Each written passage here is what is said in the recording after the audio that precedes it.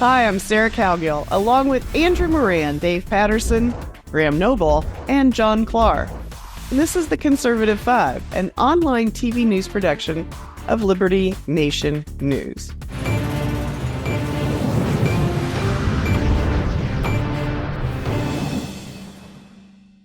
The adage, lies, damned lies, and statistics can sum up the long slog we've just been through this election cycle.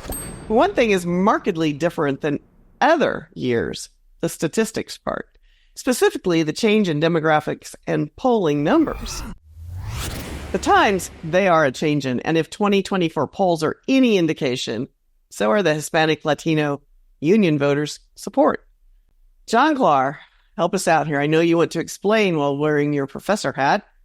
What has happened this year? And I know how much you love numbers. Well, I'm not wearing a professor hat. I'm wearing a hat of a person who cringed with the Madison Square Garden event when I heard that comedian make that statement about Puerto Rico, where I had a wonderful time last year, wonderful culture.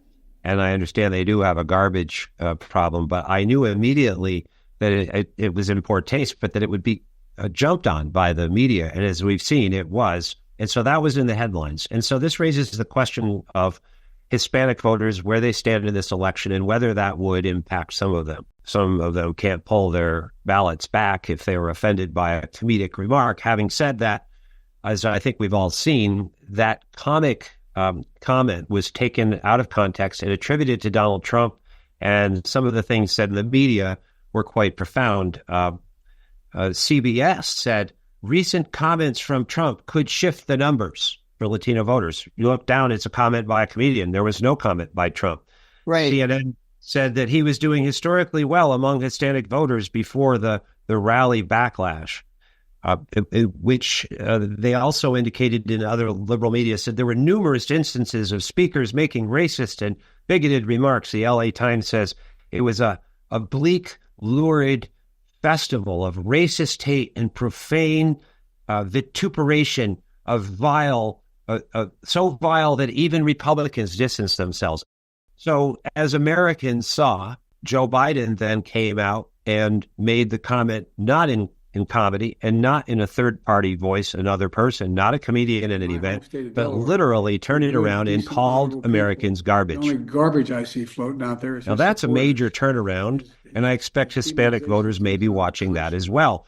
Maybe you can't buy people with these simplistic messages. Maybe they're actually looking at the policies and the border and the inflation and the other issues that both candidates are talking about. Now, statistically, though, the Hispanic voters are very important, as the media reminded us. According to Pew, there are 36.2 million eligible Latino voters in 2024, which is an increase of over 4 million from 2020. Though if you look at it, a lot of them are not registered. That's been the biggest growth in a single voting bloc, other than Asian Americans, who appear also to be leaning towards Kamala Harris.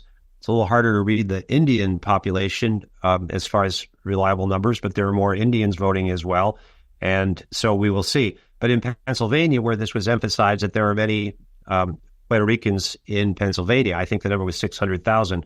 There were also 900,000 Poles there. And my understanding is that the Poles are very upset with the Biden-Harris team for what was done in Ukraine and what was done in Poland. There are also Amish, I read, are going to vote because they're losing their farms. So 59% of Hispanics voted for Joe Biden in 2020.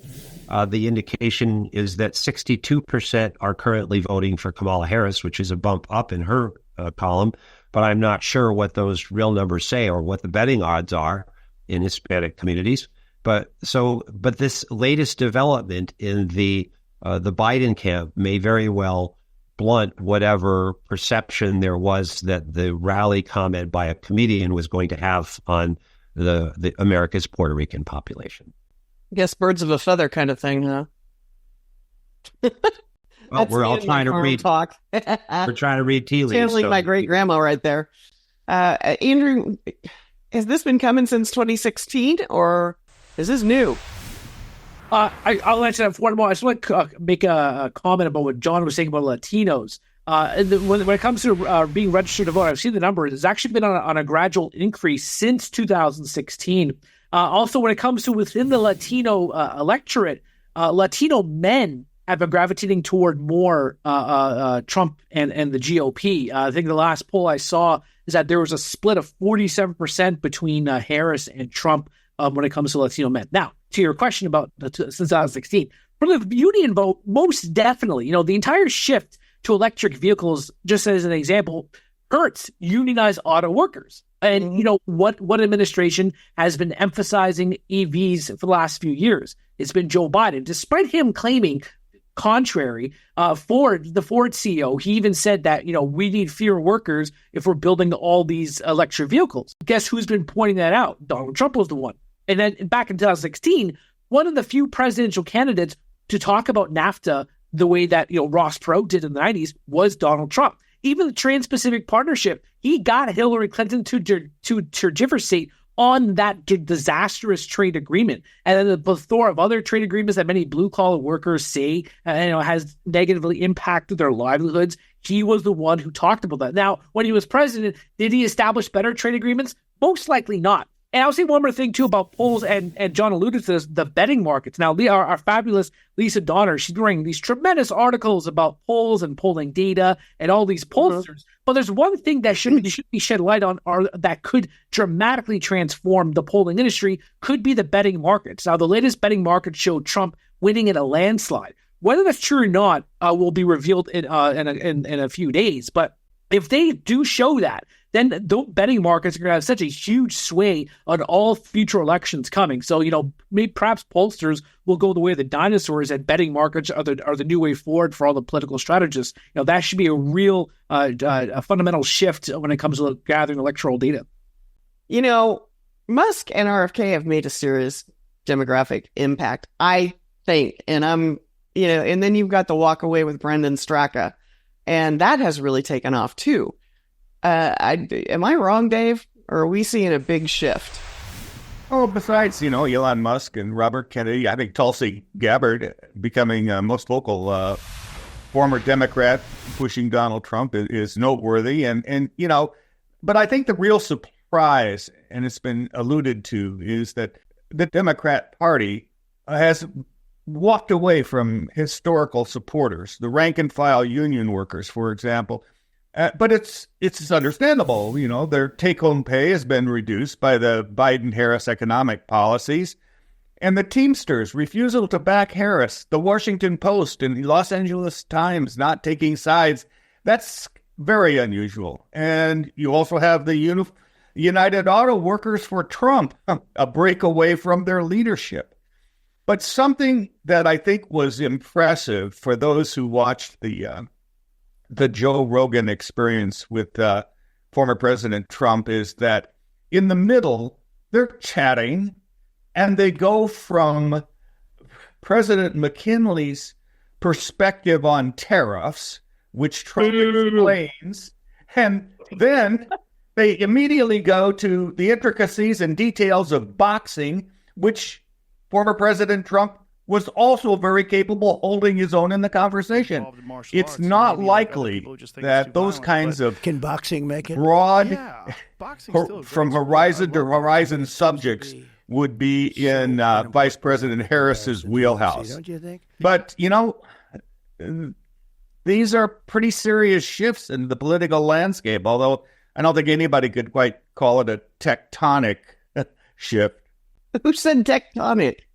I did. Well, if you talk about 2016 to now, you can say definitely one thing perhaps will change electioneering, and that's podcast. This has been the podcast election. You have Trump going on so many different places, including the Joe Rogan Experience, that Eric Von something, he was on there. Andrew Schultz, he was on there. Trump's been absolutely everywhere. Kamala Harris, she's been on a couple, Call Me Daddy. And now with this new thing of Joe Rogan, J.D. Vance is going to go on, but Kamala Harris isn't. Joe Rogan said that, Kamala Harris has offered 1 hour and that he had to go to her. But the power of podcasters is so immense that he says, nah, I want to do 3 hours and you have to come to me. It's massive change from what it was just 8 years ago. Well, they have a bigger demographic. Most podcasters have bigger demographics than any of the cable news networks anymore. Point. 37 million hits on Joe Rogan Experience. Where could you get that exposure anywhere? And that's why Bobby Kennedy went that round too, when the mainstream media were Absolutely. Kennedy, platforming him. He showed the power, and it continues to grow because people want to hear the truth and they can't get it from the mainstream media, as Jeff Bezos just pretty much conceded in his own statement. I thought Dave was being funny, though, when he said tectonic. I thought he was talking about Elon Musk, and, was that your point, Dave, that it has one? No, that was not a play on words. It was more of a geological reference. But it fits. Just add a C. Yeah, I'm glad we had to work that out. Everybody get out your, dictionary so we can understand what the heck Dave's talking about. Hey, Graham, what has been the most surprising in this whole year? The most surprising change in the American voter? I mean, is it the demographic of union households? Is it the black voter, the Hispanic voter, the soccer moms? I mean, help us out here. Well, they've all been surprising in their own right, really. These demographic shifts from one place to another, and yes, it does come down to the fact that I believe the Democratic Party has changed far more over the last, let's say, 12 years or so than the Republican Party has. And the Democratic Party has definitely shifted. I mean, it still relies on its, there's a core there that is the traditional core of the Democratic Party's voting bloc, which is, blacks, Hispanics, women, college-educated people. But the thing is, it's okay. So here's the thing: in terms of democratic shift, I think the biggest surprise is that, in fact, most people always expected that younger voters, the kind of the people who are old enough to vote for the first time, or perhaps only, this is only the second presidential election in which they're old enough to vote. I think everyone naturally assumed that they would, by massive margins, vote for Kamala Harris, and that doesn't seem as though it's going to be the case. I think Donald Trump is going to end up getting far more, kind of a far larger slice of the younger vote, the youth vote, if you like, than anyone expects. And I think that has a lot to do with tying back into what Andrew said. This is the first podcast general election. And of course, the younger voters, they're all about the podcasts. They are all about them. And they're not taking their news anymore from the establishment media and from the broadcast and cable news networks. They are going to the podcast and they're going to social media. And that's why they are getting a far broader range of opinions. We always talk about confirmation bias, right? It is, generally speaking, everyone to a greater or lesser extent is kind of guilty of it, where you believe something and then you look for sources that will corroborate what you believe. Well, I think what's happening with young people is they may be thinking that Donald Trump's a monster and that Kamala Harris is going to save the country and save democracy. And then they start watching a podcast, and all of a sudden they are listening to somebody on that podcast tell them something that they're like, wow, I had no idea. I had no idea that this was happening, or that this person said this, or that this person did this. They're still trying to indoctrinate young people at school, but when these young people get on social media and watch their podcasts and all the rest of it, then they're suddenly getting hit with opinions, points of view, perspectives, and information that they didn't even expect, that they didn't even know was out there. And so I think that's going to be quite a big change. And I think that might end up being one of the most remarkable features of this particular election. I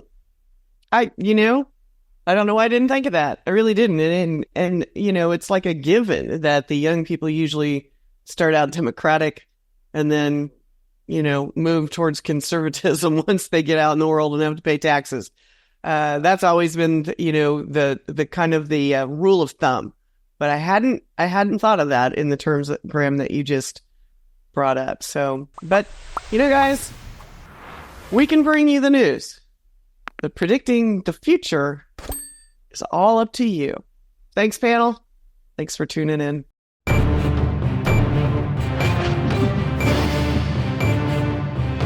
Well, that's it for our Conservative 5 panel today. Check out our other C5 shows and segments on your favorite video platform, YouTube, Vimeo, Rumble. We're on them all as well. Liberty Nation has its own Roku channel where you can see all of our TV productions. Now, Liberty Nation does not endorse candidates, campaigns, or legislation, and this presentation is no endorsement. I'm your host, Sarah Cowgill. Thanks for joining us today, and tune in for our live election coverage on the big day. Your coverage choice for free thinking, free speech, libertynation.com.